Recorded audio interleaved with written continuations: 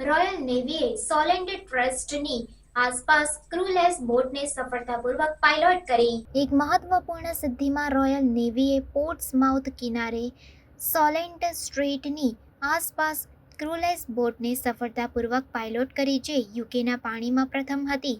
Pacific 24 rigid inflatable ક્રાફ્ટને royal નેવીના પ્રયોગશીલ જહાજ XV Patrick બ્લેકેટમાંથી remote અને સ્વાયત્ત રીતે નિયંત્રિત કરવામાં આવી હતી।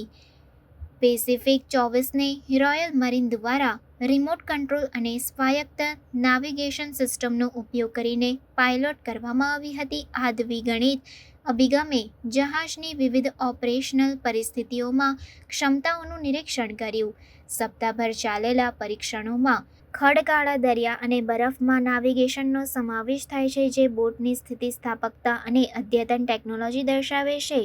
XV પેટ્રિક બ્લેકેટના કમાન્ડિંગ ઓફિસર કમાન્ડર માઇકલ હચિન્સને ક્રૂડ અને અનક્રૂડ સિસ્ટમોના સંકલનના મહત્વ પર ભાર મૂક્યો, જે રોયલ નેવી માટે એક મોટું પગલું છે।